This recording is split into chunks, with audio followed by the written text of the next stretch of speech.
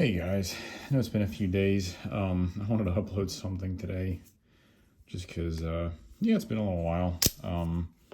My knife collection video for 2024 seems to be doing fairly well, so I'm happy about that. This is a pretty small channel, so even 300 views on a video in the past 2 weeks is pretty positive for me. So, I did delete Instagram, so if you guys are looking for that account and you can't find it, that's why. I just got tired of it. I know it's kind of ties into the whole YouTube thing, but I'm not going to do that. I'm just going to post the videos that I want to post. Hopefully you find them interesting. But the most important thing is that I just do what I really want to do, and do it genuinely. And that includes making videos of things that I want to talk about, and not having Instagram. So no more Instagram. And it's honestly pretty nice. You can see on the left there next to my tripod, which, again, I haven't got any comments about it, so I guess maybe it doesn't matter that much, but I know the setup's kind of janky.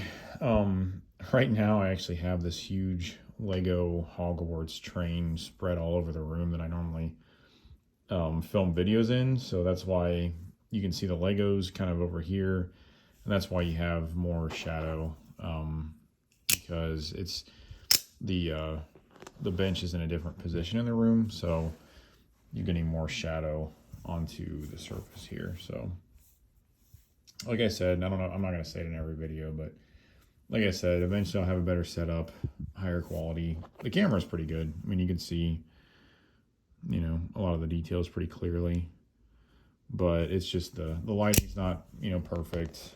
You can see the tripod, stuff like that. So it's a little bit distracting, but we're just going to run with it for now.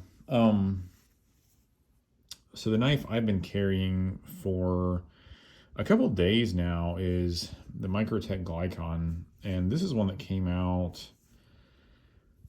was it 2022? I think it was 2022. So it's been out a couple of years now, and I actually traded into this one. I bought a Koenig Arius. Didn't really like the looks of that one. Great action, really strong build quality. Just didn't like the looks of it. So I traded that for a Norseman, and then I traded that for this Glykon.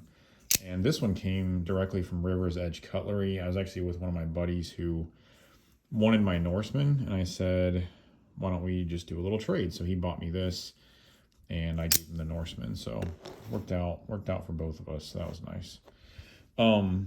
Yeah, I've had this in the pocket for a couple of days, and it's a really good knife. It's got Microtech's somewhat new clip style, you can see there. Their newest ones have a ball there, but this is fairly new. I mean, you can see the birth date on this one is July of 2023, so not very old. Yeah, it's got some nice jimping on the back there. You can see the texturing there, and on the butt of the knife as well, and a little bit on the bottom, not too much, and then some here toward the front. So it's it's easy to get a good purchase on this. And it also has some additional jimping on the top of the blade there, you can see. Not a super light knife, but it carries pretty nicely because it's fairly slim, and it just sort of slips into the pocket. You see about that much, so not too much. I don't think this is actually a glass breaker, which a lot of Microtechs have glass breakers, so a little bit unusual for them. Another unusual piece of this knife, as you can see, it kind of has sort of a I guess concave profile, which a lot of their other ones are just like a straight profile. So yeah, it's but it carries pretty well. You can see it's pretty reasonably thick. If you've handled a combat Troodon, this is fairly similar to that. The big selling point of the Glykon is it has the top button and the two side buttons, so you can deploy it with the the top there, or you can deploy it with I guess the left side or the right side. So kind of I don't know, just a different option for deployment for this.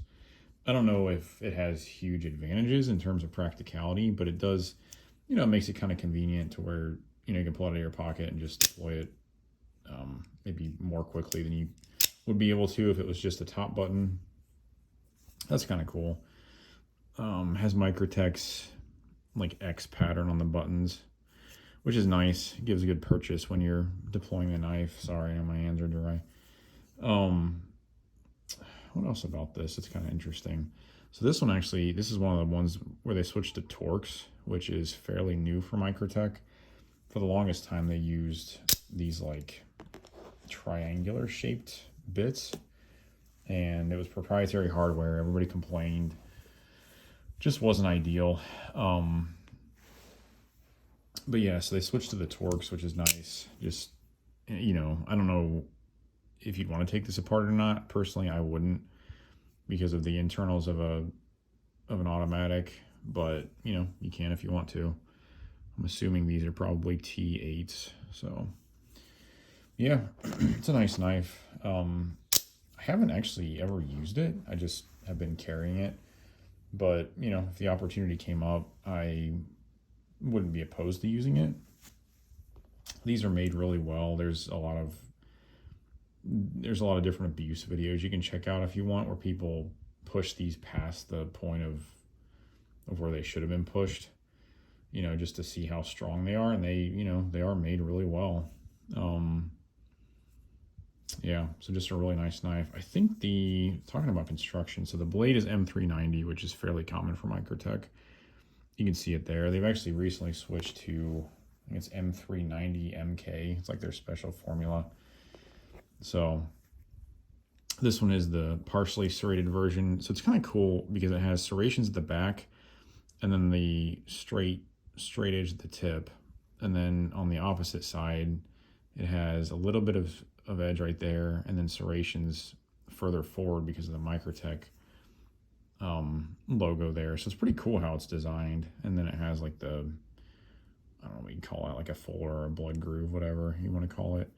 In terms of the handle, I believe, correct me in the comments if I'm wrong, the black is anodized aluminum, and I believe this is titanium here. It certainly feels like titanium, which is kind of a little bit of an upgrade from their normal models. Typically they're just all aluminum, which is fine, but it's nice to get something a little bit fancier when you're paying this much for a knife, because these run around $550. So yeah, they're not cheap, but these are made in the USA. These are not the Reich Microtechs. I think they make everything in North Carolina, if I remember right. The normal kind of billboarding there, it says Glykon, birth date, serial number, USA, and then it says Microtech. Yeah, just a really nice automatic. And like I said, if you've handled a combat Troodon, it's really very similar in size to that. Really nice edge, really nice and even edge. And Microtech, at the price point that they sell knives at, or really at most any price point, they pretty much set the bar for out the front automatics. I mean, they really do make some really nice knives. And yeah, I would highly recommend this if you like out the front automatics, if you like Microtech as a company, or if you just like something that's unique. You don't see too many blades that are partially serrated like that. So pretty cool design. That's about it. This is what I've had in my pocket. Last week I carried the J Cape for a few days. I carried the Sabenza with the bog oak inlays for a few days, and now I'm carrying this. So I'll probably carry this for a few days and then switch out to something else, just so I can enjoy all the knives that I have. So if you guys have any questions, drop them in the comments below. I try to answer everything that anybody writes up, and I appreciate the interactions with people. And yeah, if you have questions or comments, and hope you have a good rest of the day. We'll see you on the next one.